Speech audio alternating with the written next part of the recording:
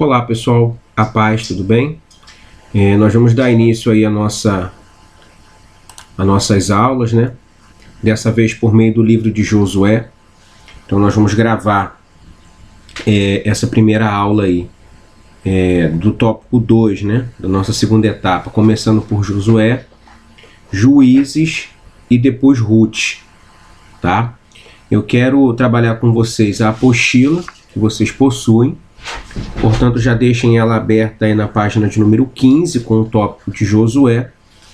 E quero utilizar como material de auxílio esse livro aqui, ó, Introdução ao Antigo Testamento, tá? Da CPAD. Se você puder adquiri-lo, vai ser bem enriquecedor para o seu ministério, para os seus estudos, para a montagem dos seus sermões.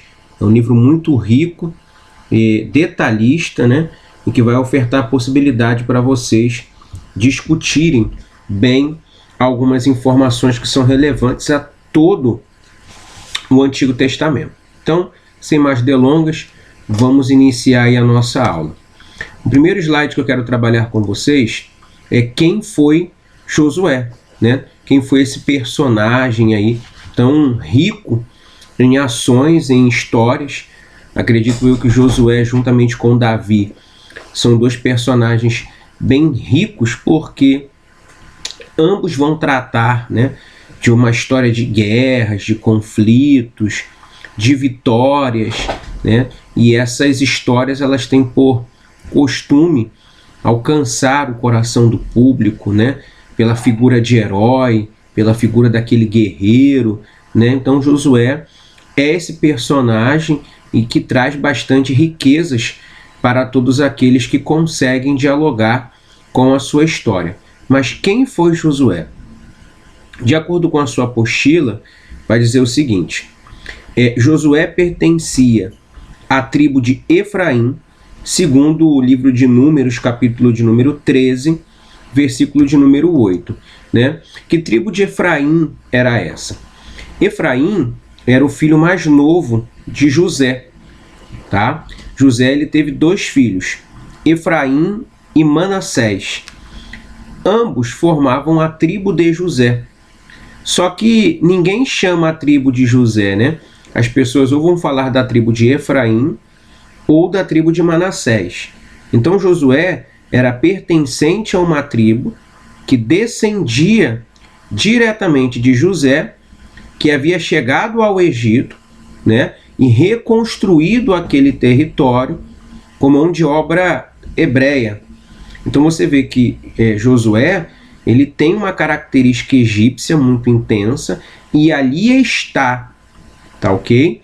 Desde a era em que Moisés nasce, se estabelece dentro daquele limite, né? Efraim é uma localidade, a tribo de Efraim é uma tribo muito bem conhecida dentro do ambiente hebreu, tá? Outro tópico vai dizer que ele foi treinado pelo exército de Faraó. Ninguém é treinado por um exército sem que este que é treinado já não faça parte daquele contexto geográfico, né? As pessoas elas só poderiam participar de um determinado exército dentro de algumas situações, como por exemplo, ele tinha que ser descendente daquela terra, ele tinha que ser morador dela, teria que ter nascido e sido criado dentro daquele cenário. Então entende-se que Josué ele está inserido dentro desse contexto, ele é treinado pelo exército de Faraó, porque ele é nascido e é criado dentro desse cenário egípcio. Ele não chega lá depois, ele não chega lá como escravo, né? A outra característica para você fazer parte de um exército é você sendo um mercenário, né? Era de costume naquela época as pessoas comprarem outros exércitos para que esses outros exércitos pelejassem por aquele determinado país, o que não é o caso de Josué, né? Josué ele é descendente daquela terra, ele nasce no Egito, cresce no Egito e tudo que ele aprende, aprende no Egito, tá? Então o Egito, de certa forma, não é uma localidade mundana, profana, extremamente mergulhada no pecado como algumas pessoas têm por costume de relatar, né? Ah, você vai voltar para o Egito como se o Egito fosse a representatividade do mundo. E não é bem assim que as coisas funcionam, né? Se nós quisermos fazer uma representação do mundo, do pecado, da luxúria, teremos que citar a Babilônia. Agora, o Egito, ele não pode ser caracterizado como tal, muito pelo contrário. O Egito, ele tem muitas qualidades que até hoje são utilizadas dentro dos nossos contextos, como, por exemplo, a medicina, inicia-se lá no Egito, o calendário com 12 meses, tendo cada mês com 30 dias, também é um calendário que vem do Egito, né? O valor ao meio ambiente também era uma característica dos egípcios, e Josué só consegue lograr êxito junto com Moisés e também Caleb, né, que são os 3 personagens dentro dessa história. Eles só vão conseguir lograr êxito porque eles aprendem dentro do lugar certo, que é justamente no Egito, tá? Outro tópico, ele teve o seu nome mudado, tá? Josué se chamava Oséias, né? Oséias, eu anotei aqui para mim não esquecer. Isso aí, Josué se chamava Oséias. O significado de Oséias significa salvação, ou seja, aquele que obtém salvação. Só que quando ele é convidado por Moisés para participar do chamado que Deus tinha concedido a Moisés, o seu líder muda o seu nome. O nome agora não é mais Oséias, o nome é Josué. Josué significa o Senhor quem dá a salvação, ou o Senhor salva. E quando você mudava o nome de alguém dentro da cultura judaica ou hebraica, como queiram, você também mudava o ministério daquela pessoa, mudava o norte dela, as responsabilidades que aquela pessoa tinha. Então ela tinha a capacidade, por exemplo, de obter a sua salvação. Agora, com o seu chamado, Josué vai ser aquele que vai mostrar, pregar, demonstrar que o Senhor salva. Agora, ele não mais estaria preocupado com a sua salvação. Agora, ele seria usado para ofertar a salvação para outras pessoas. Então, mudou o nome, mudaram-se as características, as funções desse senhorzinho chamado Josué. Outra ideia é que ele foi o substituto de Moisés. E vocês têm a noção do que é substituir Moisés? Não era substituir qualquer Zé das Couves. O cara, ele era o cara, né? Talvez tenha sido por isso, não somente por conta da amizade, do respeito, da admiração que Josué possuía em relação a Moisés, né? Que tenha feito ele desistir ou abrir mão do seu chamado.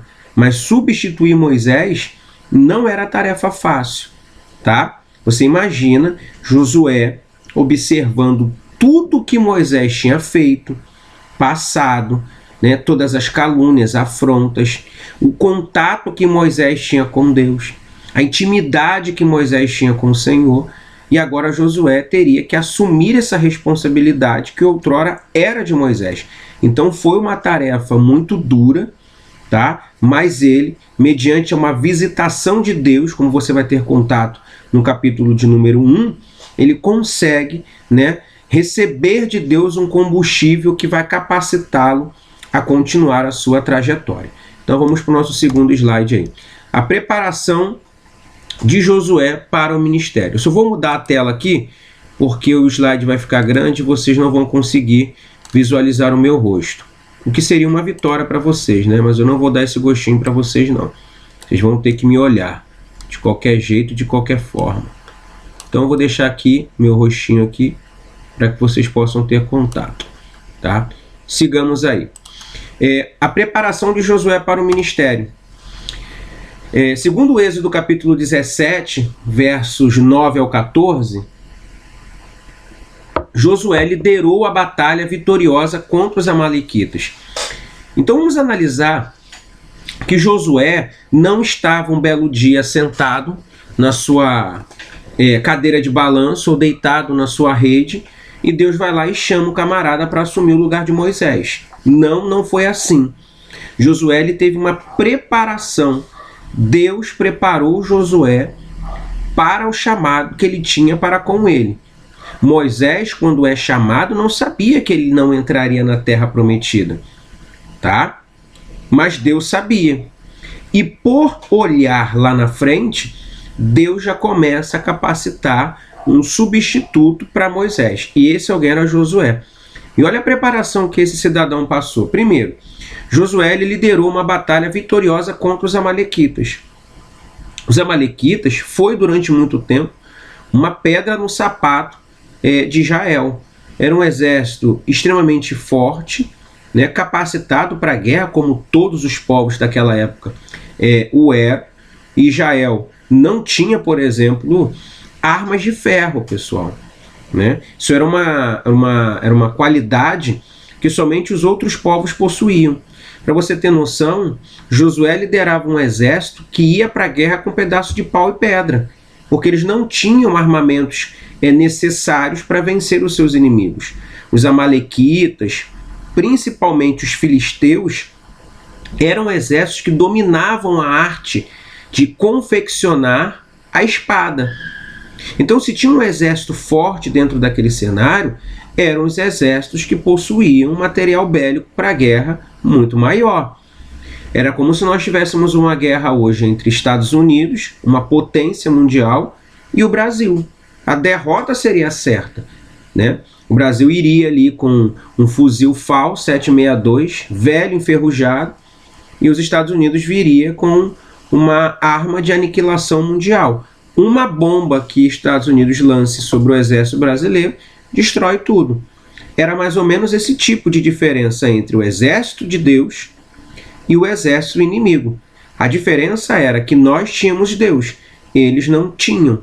E se o povo andasse em fidelidade com Deus, a vitória seria certa, tá? Êxodo 24, versículo 13, vai dizer que Josué, servo de Moisés, acompanhou Moisés ao monte de Deus. Você também vai ter uma conferência lá em Êxodo 32, 17.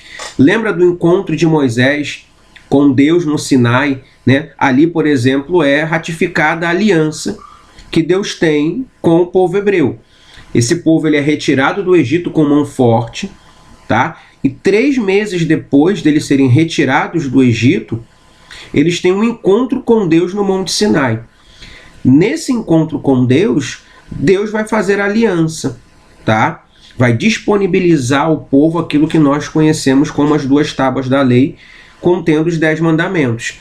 E naquele contexto, você vai ver o monte fumegando, né?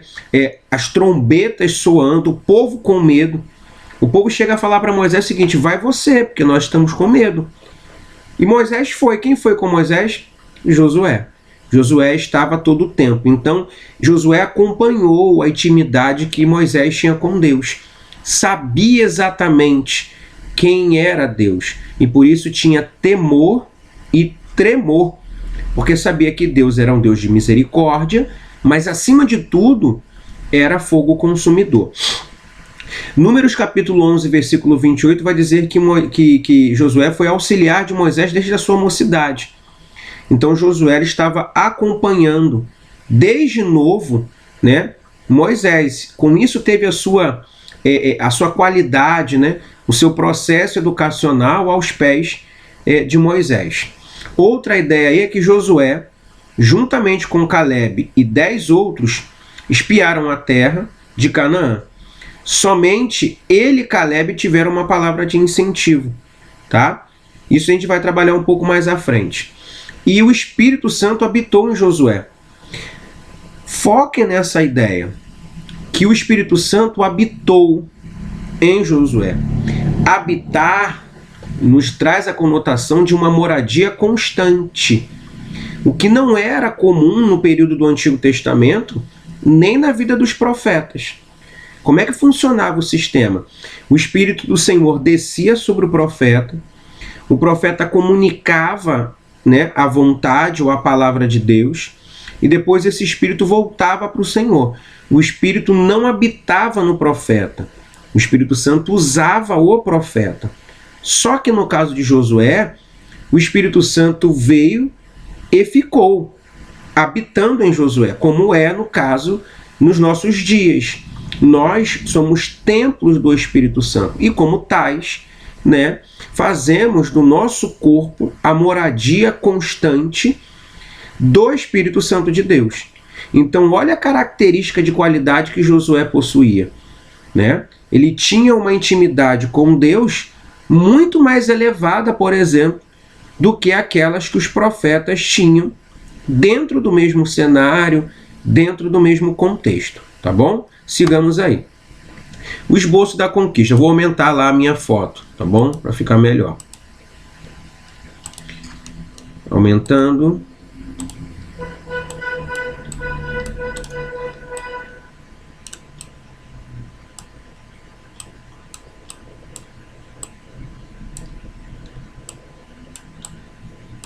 Sigamos aí. Esboço da conquista de Canaã. Eu quero trabalhar com vocês aqui somente os 12 primeiros capítulos, tá? Que é o que vai nos interessar dentro desse processo histórico, já que fazer uma história de Israel é ser seletivo. Então eu quero ser seletivo no livro de Josué, trabalhando com vocês os 12 primeiros capítulos, tá bom? Os 3 primeiros capítulos eu vou utilizar, os 12 eu vou utilizar esse livro aqui, tá bom? Como eu já disse a vocês. Introdução ao estudo do Antigo Testamento. O capítulo 1 vai trabalhar a ideia de Deus encorajar o líder. Vocês conhecem o texto bíblico, né, melhor do que eu, e no texto vai dizer que Josué estava depressivo, né, alojado num canto, e sem saber o que fazer, por conta da perda do seu líder Moisés. A Bíblia vai nos dar informações nos capítulos anteriores, principalmente nos capítulos que encerram o livro de Deuteronômio, né, que Josué já tinha recebido o chamado, já tinha recebido a unção e já era entendido da parte de Deus, de Moisés e dele, de que Moisés não entraria na Terra Prometida, tá? E quem assumiria o lugar de Moisés seria Josué. Então já estava tudo, né, arrumado. A casa já estava organizada, as diretrizes já tinham concedidas. Só que quando Moisés morre, Josué não consegue lidar com essa dor da perda, né? Ele fica extremamente magoado, entristecido, né? Naquela época tinha-se por costume o jejum durar por 30 dias, e esse processo de jejum ele ia progredindo, né? De tempo em tempo. Por exemplo, a pessoa começava com uma dor muito intensa, vestia-se de pano de saco, chorava em praça pública, lançava, né, cinzas sobre a sua cabeça, e conforme os dias iam passando, eles iam reduzindo o fardo do luto, até que depois de 30 dias, eles tinham condições de viver a sua vida normal. E o povo já tinha conseguido viver a vida normal, só que Josué ainda estava em luto. E aí Deus desce, né, e emite uma verdade para Josué, dizendo: olha, meu servo Moisés é morto, né, a história acabou. Naquela época, por exemplo, uma verdade dentro de um contexto judaico até os dias atuais, né, a verdade para eles tem o poder de pôr fim a uma história e o início em uma outra. Então, quando Deus vem e fala: meu servo Moisés é morto, Deus está colocando ponto final em uma história para dar início a uma outra. Deus está fechando um ciclo e iniciando um outro ciclo. Até porque, para que Josué viesse a renascer, para que Josué pudesse ser o instrumento de Deus, Moisés tinha que morrer. Assim é nas nossas vidas, por exemplo, né?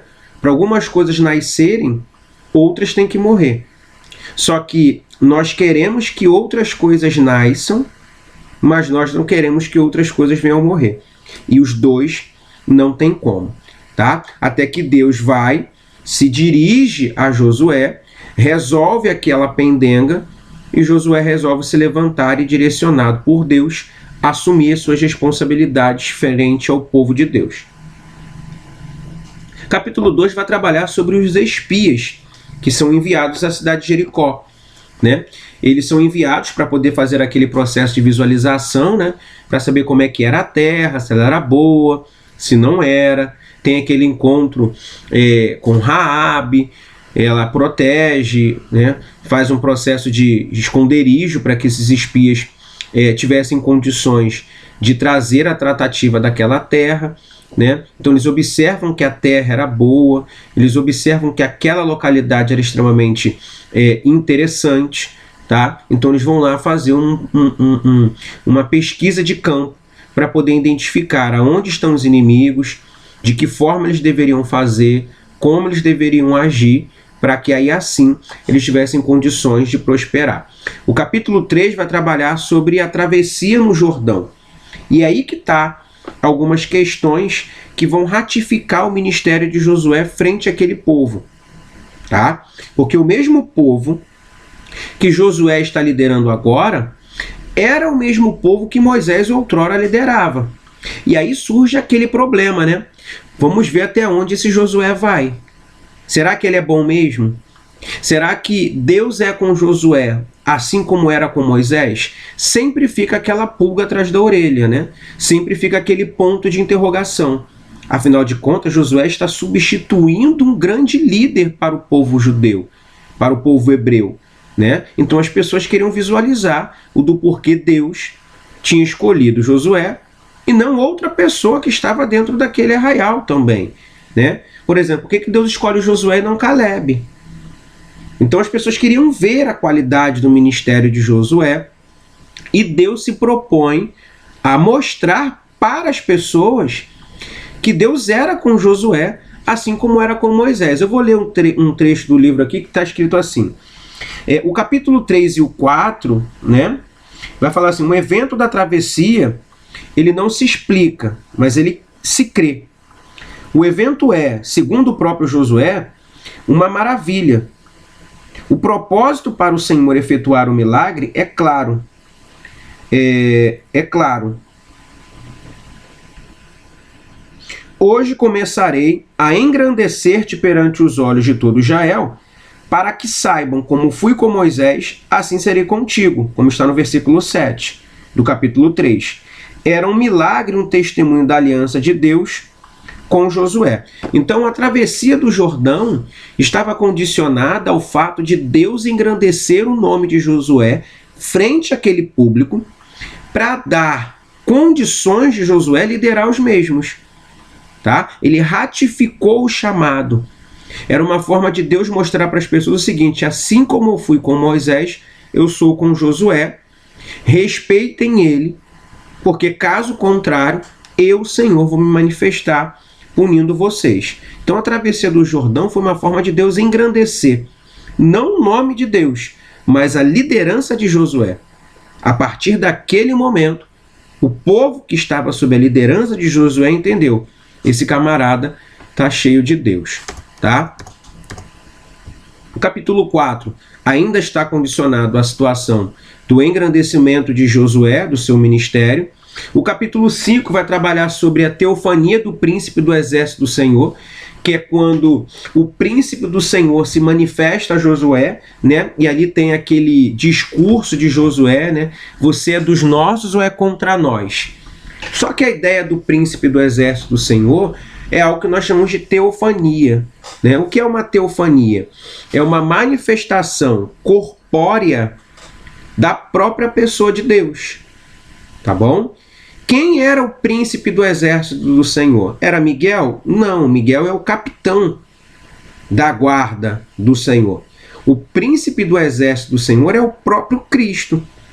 Então nós temos ali, no livro de Josué capítulo 5, o próprio Senhor descendo a Josué, se mostrando a ele, concedendo ao mesmo uma força ainda maior, uma confiança ainda maior. O Antigo Testamento ele é repleto das suas teofanias. Por exemplo, nós temos por diversas vezes o trecho da palavra dizendo que o anjo do Senhor se apresentou a fulano, a ciclano, a beltrano. Quem é o anjo do Senhor? Todas as vezes que vocês observarem a palavra o anjo do Senhor na tratativa bíblica, está se tratando do próprio Cristo. Todos os anjos foram criados, só que teve um que não fora. O anjo do Senhor não foi criado. Qual foi o único ser que não foi criado por Deus, mas que sempre existiu, segundo João? O próprio Senhor Jesus. Então o próprio Cristo se apresenta a Josué por meio de uma teofania. O capítulo 6 vai trabalhar a ruína de Jericó, que é quando Deus reúne o público, o povo dele. Né? Os historiadores vão dizer que Josué possuía um exército de aproximadamente 33 mil soldados. E naquela oportunidade, Deus manda Josué rodear a terra, né, por 7 dias em silêncio. Soldado não caminha, soldado marcha. Né? Então Josué começou a, juntamente com o seu exército, executar uma ação forte contra um solo.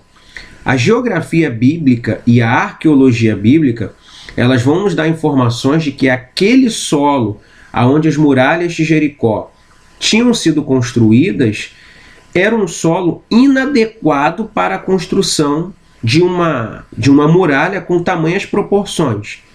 Então Deus dá a ordem, execute uma ação contra o solo, porque Deus fala para Josué separar somente os homens de guerra. Não fora todo o público, foram somente as pessoas que faziam parte do exército. E soldado marcha, executa uma ação forte contra o chão. Solo esse que não era preparado para suportar uma grande construção e que estava constantemente sofrendo um abalo. No término desse abalo, uma parte da muralha ela afundou num solo inadequado e o público passou para tomar posse daquela terra chamada Jericó. Tá? Isso se chama estratégia de guerra. Sigamos aí. O capítulo 7 vai trabalhar sobre a derrota dos israelitas. Né? Vocês sabem que depois que eles entram na cidade de Jericó, eles precisam tomar agora a cidade de Ai. Só que quando eles entram em Jericó, Deus ordena que eles não viessem a tomar posse de absolutamente nada da cidade de Jericó. Era comum naquela época você obter os despojos de guerra. Você invadia uma cidade, vencia aquele exército e tudo que estava dentro daquele território pertencia a você. Por isso vem aquele termo, um jargão gospel que a gente muito utiliza, né? Que quanto maior a guerra, maior a vitória. Justamente por conta disso. Quanto maior era o exército que você vencia, maiores eram seus despojos. Só que Deus, dentro dessa característica, fala para o povo: não peguem nada de Jericó, queimem tudo. Acã, o abençoado, vai lá e pega uma capa babilônica e leva para dentro da sua tenda, que estava dentro do território do povo hebreu. E enterra ela dentro da sua tenda. O que Josué faz? Não está sabendo de nada. Vai para a guerra contra Ai. Ai era um exército pequeno, limitado. Josué utiliza as mesmas características, né? Envia os espias, eles vão visualizar o poder bélico desse público e entende-se que eles não tinham muita capacidade de guerra. Josué envia poucos soldados, porque a vitória ela era fácil, porém, com o pecado de Acã, se tornou uma derrota. Logo nós entendemos que quando as coisas não estão dentro daquilo que Deus quer, daquilo que Deus pede, por mais que a vitória ela seja fácil, você perde. Tá? E é o que acontece com o público hebreu. Eles são derrotados, eles passam uma vergonha muito grande. Josué volta para Jericó, né? Volta para o arraial, e o que acontece? Josué se desespera, chora, reclama, murmura, até que Deus traz o esclarecimento para Josué e ele vai fazer uma pesquisa, né? E aí encontra-se pecado na tenda de Acã, que é apedrejado em praça pública, ele e toda a sua família, para ficar de exemplo. Daí segue o capítulo 8, né? Que é quando Israel volta novamente para pelejar contra Ai, e aí sem pecado, já vivendo um processo de santificação dentro da obediência de Deus, Ai é destruída. Só que a guerra da cidade ela tem um ponto que eu acho muito interessante, que eu gosto muito de ratificar, que é a forma como Deus manda Josué derrotar o exército de Ai. Eles não vão para a guerra, eles não vão para o combate, eles montam estratégias, né? Eles vão para o vale, tá? Se apresentam para a guerra, só que fogem. O que o exército da cidade de Ai faz? Vai atrás. Quando eles vão atrás, um outro grupo estava escondido. Esse outro grupo invade a cidade que está vazia, saqueia e vai atrás para pegar o exército de Ai, formando uma prensa. E ali Deus manda Josué usar a sabedoria, a estratégia e não somente a força do seu braço. Então, nem toda guerra se vence com a força bélica. Nem toda batalha se conquista por meio da força do seu braço. Há momentos na sua vida que a vitória vai vir por meio da inteligência, da sabedoria, da estratégia de se escolher a melhor forma de se pelejar e de se batalhar. No capítulo 9 vai trabalhar a sagacidade dos gibeonitas. Aí Josué tem um erro muito grave, né? Porque ele vai tomar uma atitude impensada, né, para poder fazer aliança com os gibeonitas. Dentro desse processo, o que os gibeonitas fazem? Se aproximam de Josué, se apresentando como outro público, como uma outra raça, fazendo uma imagem de coitados, de pessoas que estavam precisando de auxílio, passando por necessidades. E aí Josué, ele não consulta a Deus, como diz o versículo 16, estabelece uma aliança com os gibeonitas, tá? E uma vez que a aliança é formada, a palavra lançada, ela tem que ser obedecida, até que eles descobrem quem são de fato aquele grupo de pessoas. E aí quando eles descobrem, aí já era tarde demais, né?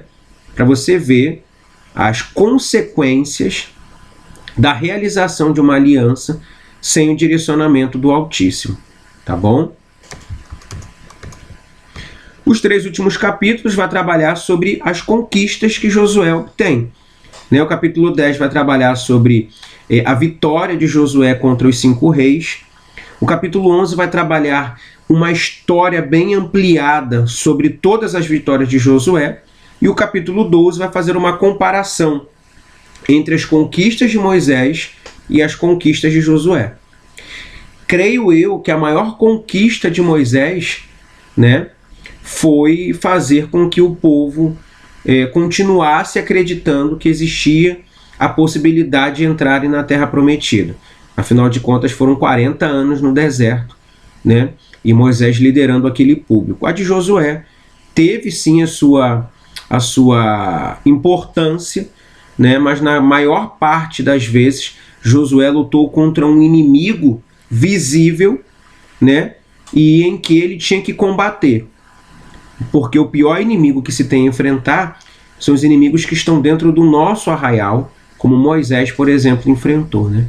Os inimigos deles estavam dentro do arraial e não fora. Então, para nós terminarmos esse slide, final da vida de Josué, né? Ele faz um desafio, né? Ele desafia o povo a escolher entre servir aos deuses ou a Deus. Ele faz o exemplo pessoal, dizendo que eu e minha casa serviremos ao Senhor, e uma interação por meio do diálogo. Josué interage com o povo, incentivando-o a tomar uma decisão e a professá-lo publicamente. Josué, quando ele observa que o findar dos seus dias está chegando, ele convida o povo a uma assembleia geral, explica para essas pessoas que os territórios eles não estavam dominados por completo, existiam ainda localidades que o exército hebreu, né, liderado por Josué, não tinha conseguido expulsar. Então existiam muitas práticas idólatras ainda dentro da cidade de Canaã, né? E essas pessoas que estavam sob o domínio de Josué precisavam entender se eles iam querer continuar servindo a Deus depois da partida de Josué ou servir aos deuses desses públicos que ainda se encontravam em Canaã. E aí Josué fala, olha só, eu não sei o que vocês vão fazer, eu sei o que eu vou fazer. O que eu vou fazer com a minha casa é continuar servindo ao Senhor. Se vocês vão continuar ou não, eu não sei. Eu sei que eu vou dar o meu exemplo. Eu e a minha casa vamos servir ao Senhor. De modo imediato, né, com essa atitude, ele faz um processo de interação. Porque depois dele pronunciar o seu discurso, o que o povo fala? Serviremos também ao Senhor Deus Todo-Poderoso. Amém, meus irmãos? Então, esse pequeno resumo do livro de Josué está lançado para vocês. Espero que tenha sido esclarecedor, produtivo, tá bom?